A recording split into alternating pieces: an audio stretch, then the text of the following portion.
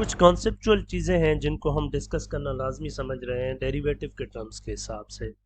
और इसके अंदर मैं डिस्कस कर रहा हूँ कि अगर बेस कांस्टेंट है, यानी बेस कांस्टेंट कोई नंबर है और उसके ऊपर कोई पावर जो है वो भी कांस्टेंट है, तो उसका डेरिवेटिव क्या होगा। और अगर बेस कांस्टेंट है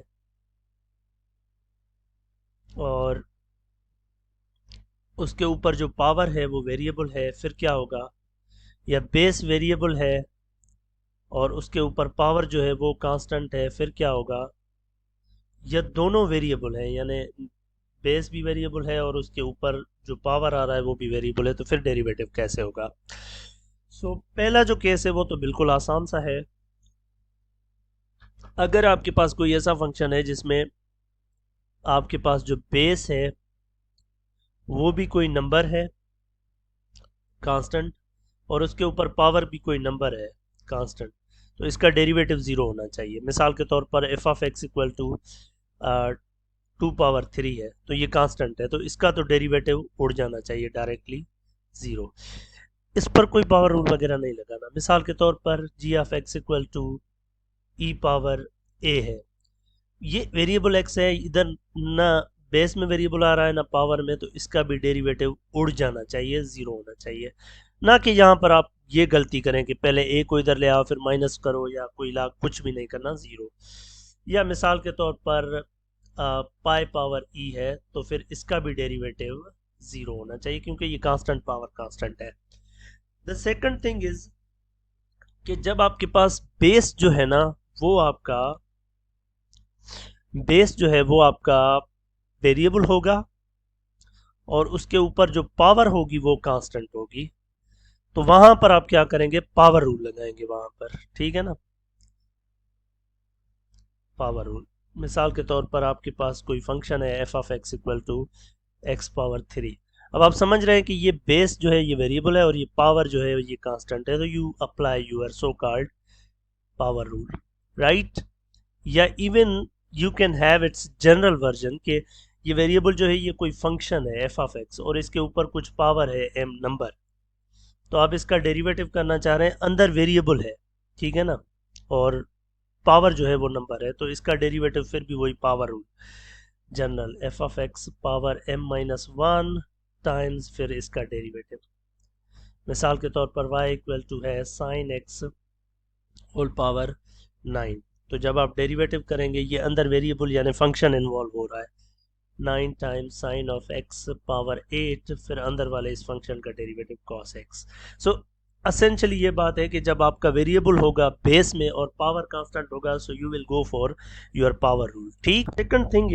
थर्ड थिंग इज कि फर्स्ट हमने सेकंड दो हमने, ये थर्ड थिंग है कि आपके पास बेस जो है वो कोई कांस्टेंट होगा और इसके ऊपर जो वेरिएबल होगा वो कोई फंक्शन, और पावर जो होगा वो कोई वेरिएबल होगा यानी कि फंक्शन होगा। मिसाल के तौर पर तो इस केस में आप डेरिवेटिव करेंगे किस तरीके से, तो you will apply your exponential function differentiation, exponential function differentiation, I mean के डिफरेंशिएशन ऑफ एक्सपोनेंशियल फंक्शन जैसे आप करते हैं, यानी कि ये वाली y equal to a power x वाली, इसके डेरिवेटिव क्या होता है, a power x into log a, ठीक है ना। इस तरह की वाली डेरिवेटिव आप अप्लाई करेंगे। मिसाल के तौर पर हम एग्जांपल कंसीडर कर लें y equal to 9 power x. अब इसमें जो बेस है वो एक नंबर है और वेरिएबल जो है वो पावर में आ रहा है, तो इसका डेरिवेटिव 9 पावर एक्स लॉग 9, ठीक। You don't have to use power rule in this case. बहुत सारे स्टूडेंट ये गलती करते हैं। किस तरह से करते हैं, वो कहते हैं कि ये चले y equal to 9 power x है तो डेरिवेटिव अप्लाई किया, x आगे आ गया 9 power x-1। This is nonsense, this is not accepted, right. इसी केस के अंदर हो सकता है ऐसे भी हो कि आपके पास एक फंक्शन हो g of x equal to 3 power कोई और फंक्शन x² - 1, तो फिर भी आप वही पढ़ चुके हैं एक्सपोनेंशियल के ऊपर अगर एफ ऑफ एक्स हो तो उसका डेरिवेटिव। तो ख्याल ये रखना है कि जब भी बेस में नंबर आ जाए ऊपर पावर आ जाए तो आप एक्सपोनेंशियल डिफरेंशिएशन वाला ही फार्मूला लगाएंगे, जो कि होगा 3 पावर x² - 1 log 3, फिर इस फंक्शन का डेरिवेटिव यहाँ पर जो कि होगा 2x, मल्टीप्लाई कर देंगे इस पूरे के साथ, या ये बन जाएगा 2x into log 3 multiply by 3x² minus 1। ठीक, कहने का the fourth part which is the generalized one is, आपके पास वेरिएबल जो है वो बेस में होगा और उसका पावर भी जो है ना वो वेरिएबल कंटेन कर रहा होगा। जब मैं ये कह रहा हूं तो ये अंदर वाला भी फंक्शन ऑफ वेरिएबल है, ऊपर वाला भी फंक्शन ऑफ वेरिएबल है। तो इस केस में what will you do, you will apply log on both side. Mostly हम नेचुरल लॉग अप्लाई करते हैं, या ये लॉग भी अप्लाई कर सकते हैं, लेकिन मोस्टली हम नेचुरल लॉग अप्लाई करते हैं। ठीक है, तो इस तरह के फंक्शंस को कैसे है, इसका मैं जनरल वर्जन ऐसे लिखने लगा हूं, ये केस 4 ही है।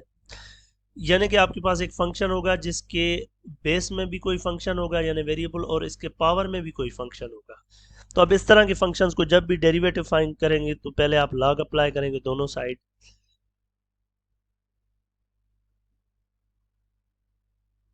फिर आपके पास ये बन जाएगा g of x into log of f of x. ठीक, और इस साइड पे आपके पास log ऑफ y आएगा। अब जब जैसे ही आप डेरिवेटिव अप्लाई करेंगे तो ये इधर आ जाएगा 1/y इंटू वाई प्राइम। इस साइड प्रोडक्ट रूल लगेगा, प्रोडक्ट रूल कहता है पहले g का डेरिवेटिव और f सेम, फिर प्रोडक्ट रूल कहता है कि प्लस g यानी पहला फंक्शन सेम, दूसरे का डेरिवेटिव, इसका डेरिवेटिव होगा 1/f ऑफ x इंटू इसका डेरिवेटिव यहाँ f प्राइम x, जिसका आप सिंप्लीफाई करें तो ये बराबर हो जाएगा y prime is equal to y multiply by g prime of x log of f of x plus g of x into f prime x divide by f of x। अच्छा, इसके अंदर फिर ये जो y किसके बराबर था, f power g के, इसको भी लास्ट में रिप्लेस करना लाजमी होता है। f of x power g of x और मल्टीप्लाई बाय ये सारा जो है ना इधर लिख देंगे g prime x log of f of x plus g of x into f का derivative divide by f of x। Right, अच्छा ये अब फार्मूला याद रखने की जरूरत नहीं है, ये स्ट्रेटेजी याद करने की जरूरत है। जैसे हमारे पास एक क्वेश्चन है इसी केस से रिलेटेड, और वो सवाल ये है कि find out the derivative of this function y equal to x power sine x। आप क्या करेंगे, दोनों साइड लॉग अप्लाई कर देंगे। सो इस साइड भी लॉग अप्लाई कर देंगे, ये बन जाएगा sine x into log x और ये बराबर हो जाएगा log y। जब डेरिवेटिव अप्लाई करेंगे दोनों साइड तो ये 1/y y प्राइम, इस साइड प्रोडक्ट रूल लगेगा, साइन का डेरिवेटिव cos होता है, log x सेम रहेगा प्लस साइन x सेम रहेगा और इसका डेरिवेटिव 1/x होता है। बस सिंपल। तो अब आपका y प्राइम जो है वो बराबर हो जाएगा y multiply bye cos x into log x plus sine x upon x। लेकिन फिर ये y की जगह जो ओरिजिनल वैल्यू थी ना y की, ये वाली, ये रिप्लेस भी करनी है, x power sine x multiply by cos x log x plus sine x upon x। Right, upon last example I would do, ये कह रहा है कि find out the derivative of this function log x power cos x, लेकिन at this point, कौन सा point, e, 1। तो अब क्योंकि ये बेस में भी वेरिएबल है पावर में भी वेरिएबल है तो आपने log अप्लाई करना है log x power cos x के ऊपर, फिर पावर रूल लगेगा तो ये cos x आगे आ जाएगा और ये होगा log of log x natural log। ठीक, इस साइड पे हो जाएगा log y। जब डेरिवेटिव अप्लाई करेंगे दोनों साइड तो ये आ जाएगा 1/y, ये y प्राइम, इधर लगेगा आपका प्रोडक्ट रूल, cos का डेरिवेटिव माइनस साइन और ये same log of x same